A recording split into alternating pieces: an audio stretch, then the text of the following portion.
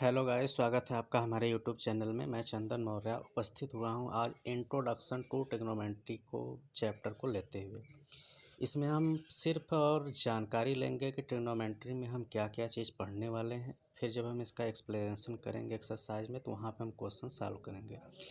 तो यहाँ पे इंट्रोडक्शन टू ट्रिग्नोमेट्री में क्या होता है, सबसे पहले ट्रिग्नोमेट्री हम दो पार्ट में बांट देते हैं, ट्रायंगल और मेजरमेंट। ट्रायंगल का मतलब क्या होता है आपको पता ही है, और उसका मेजरमेंट। इसका मतलब कि ट्रिग्नोमेट्री में हम ट्रायंगल के जो एंगल्स हैं और उसके जो साइड के मेजरमेंट हैं उनके बीच में रिलेशन फाइंड करते हैं, पढ़ते हैं। तो उसको स्टार्ट करते हैं। तो इसमें सबसे पहले जैसे कि हम मान लेते हैं कि कोई एक बिल्डिंग है, इस तरीके से हो सकता है, और कोई एक गर्ल है जो कि अपने बालकनी में या फिर कोई भी व्यक्ति बैठा हुआ है, उससे थोड़े दूरी पे कोई यहाँ पे एक ऑब्जेक्ट है, वो इसको क्या कर रही है, वॉच कर रही है।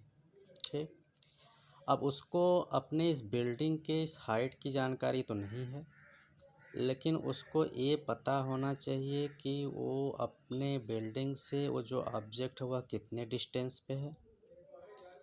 तो वह, और उसके साथ ही साथ यहाँ पे हमको एंगल भी फाइंड होना चाहिए। अगर एंगल यहाँ पे दिया हुआ है और अगर ये हमको डिस्टेंस पता है तो हम इसकी हाइट निकाल सकते हैं। तो कुछ इस तरीके से यहाँ पे ट्रिग्नोमेट्री में पढ़ेंगे। तो इसको निकालने के लिए अब यहाँ पे हमको एंगल चाहिए और भी चीज़ें चाहिए। तो पहली टॉपिक हमारी आ जाती है इंट्रोडक्शन में ट्रिग्नोमेट्रिक रेशियोज। इसमें क्या होता है,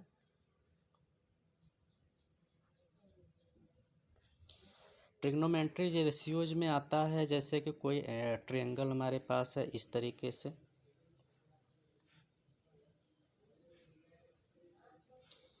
यहाँ पे हम राइट एंगल ले लेते हैं। मान लेते हैं यहाँ पे हमारा बी है, ए है और ये सी है, ए बी सी।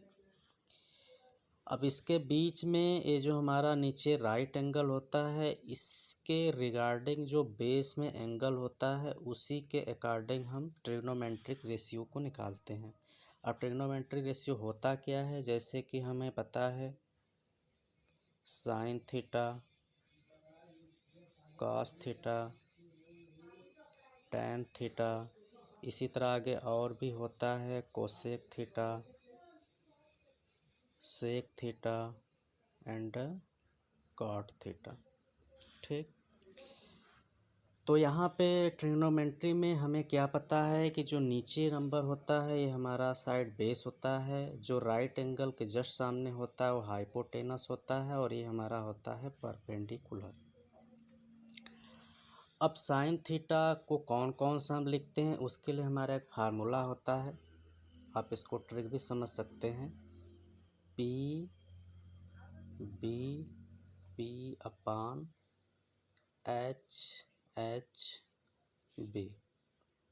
इसके द्वारा आप किसी भी ट्रिग्नोमेट्रिक रेशियोज के वैल्यू को फाइंड कर सकते हैं। ये इंग्लिश में है, और हिंदी की बात करें तो हिंदी में हम इसको एल ए एल अपान के ए, मतलब पी फॉर परपेंडिकुलर होता है तो उसको हिंदी में लंब कहते हैं, बी फॉर बेस होता है उसको आधार कहते हैं, ये भी उसी तरीके से, और हाइपोटेनस को कर्ड कहते हैं। तो हिंदी वाले हिस्से इससे समझ सकते हैं और इंग्लिश वाले इससे।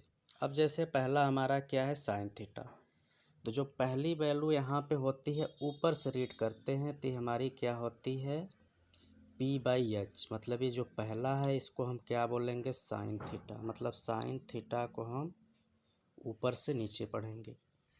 दूसरे नंबर पे कास है तो इसको मैं कास को पढ़ता हूँ ऊपर से नीचे।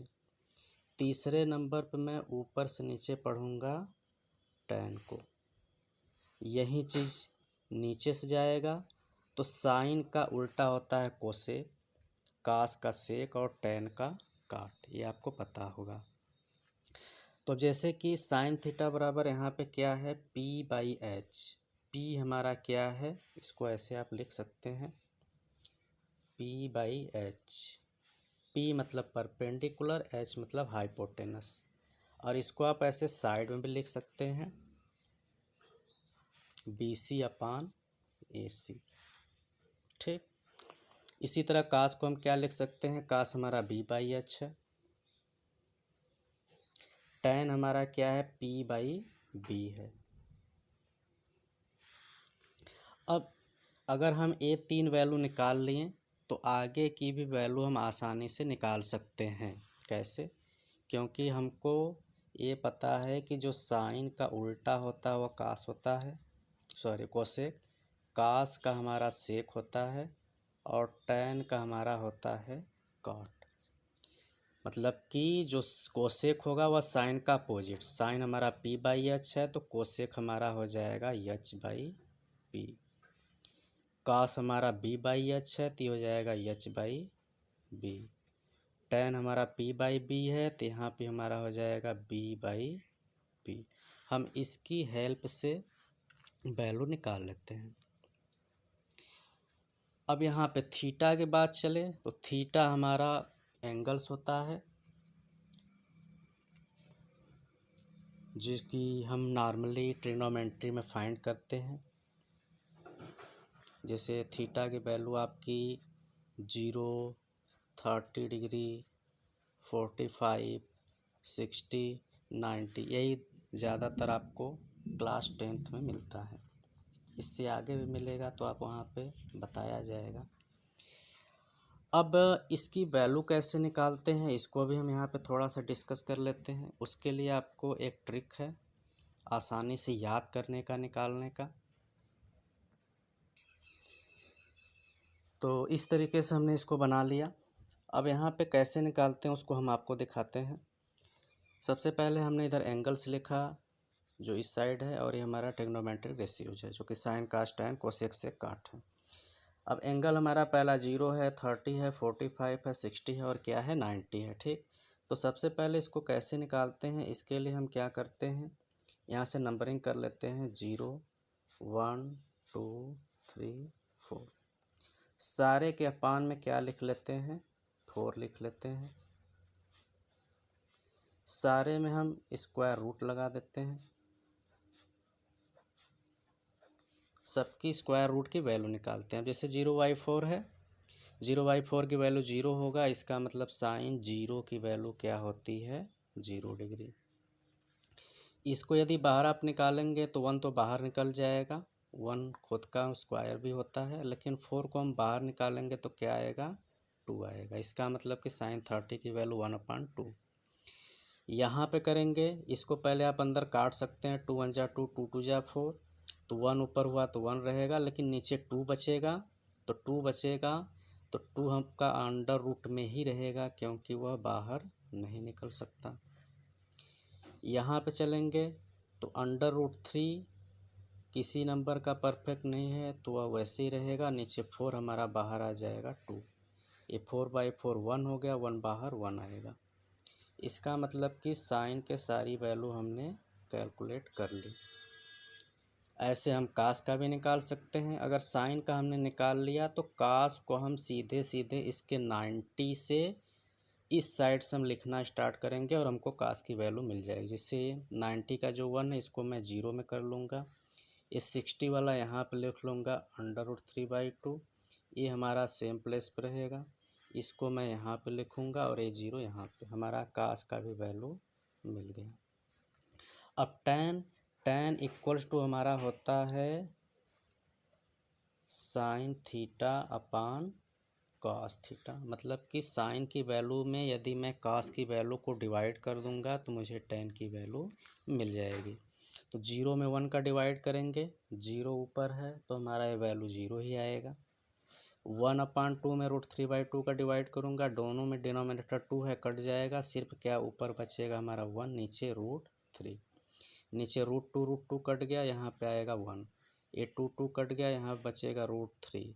यहाँ 1/0 है, 0 कभी भी फ्रैक्शन में नीचे होने पे वह क्या होता है, नॉट डिफाइंड, मतलब इसको हम इनफाइनाइट कह सकते हैं।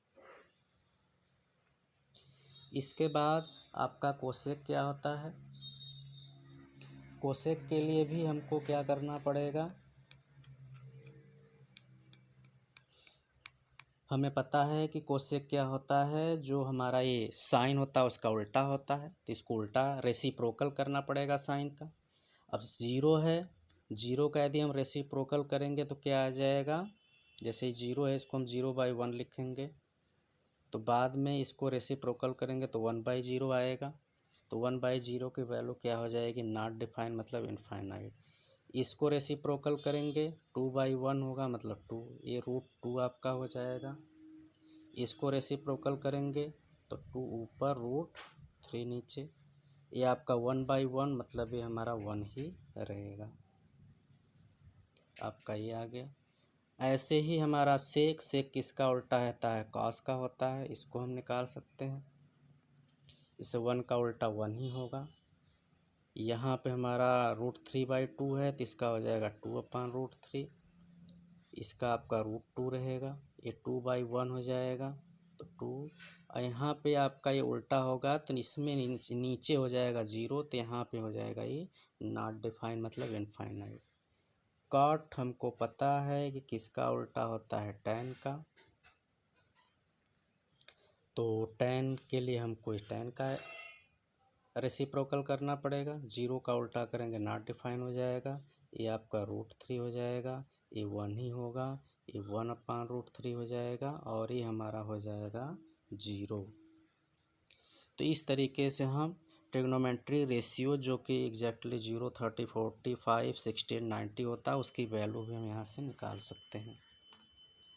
इसके बाद हम चलते हैं, आएगा हमारे पास ट्रिग्नोमेट्रिक आइडेंटिटीज। ये क्या होता है, क्योंकि अब आगे आप क्वेश्चन सॉल्व करेंगे तो उसमें एक मिलेगा जो कि क्या है, ट्रिग्नोमेट्री आइडेंटिटीज।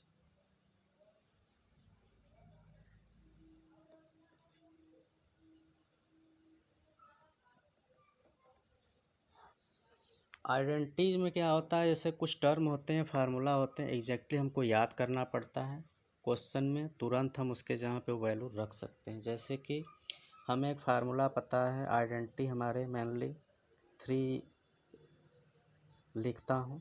पहला हमारा क्या है, sin² theta plus cos² theta बराबर क्या होता है, 1 होता है।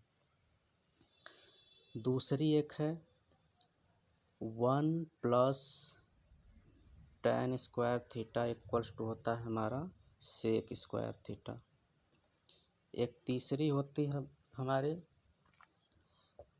1 + cot² theta equals to cosec² theta. अब actually sine, cos, tan, cosec sec cot इसमें आ गया, इसीलिए 3 आइडेंटिटीज होता है। इसके अलावा भी होते हैं लेकिन सारे इसी से मिल जाएगा। जैसे अब इस फार्मूले से हम 2 और भी वैल्यू निकाल सकते हैं। कैसे, जैसे मैं इसको हम लिख सकता हूँ sin² थीटा इक्वल्स टू 1 - ये प्लस से उधर जाएगा तो cos² थीटा।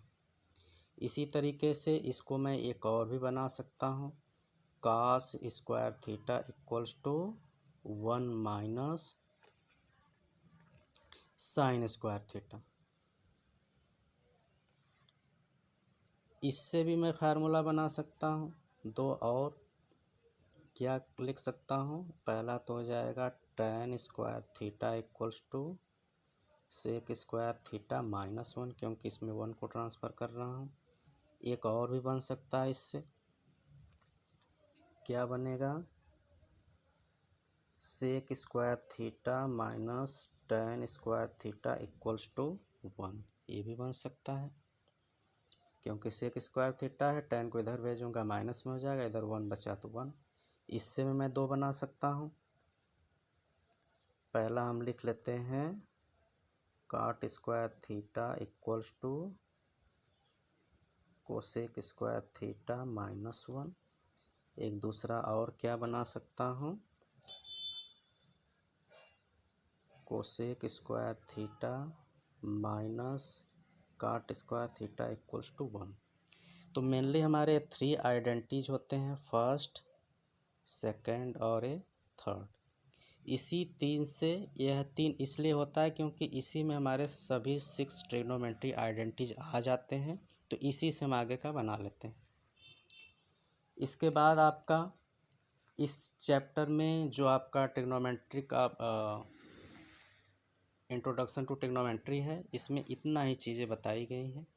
अब इसका जब हम क्वेश्चन सॉल्यूशन करेंगे तो अभी आपको जानकारी मिलेगा। Thank you for watching.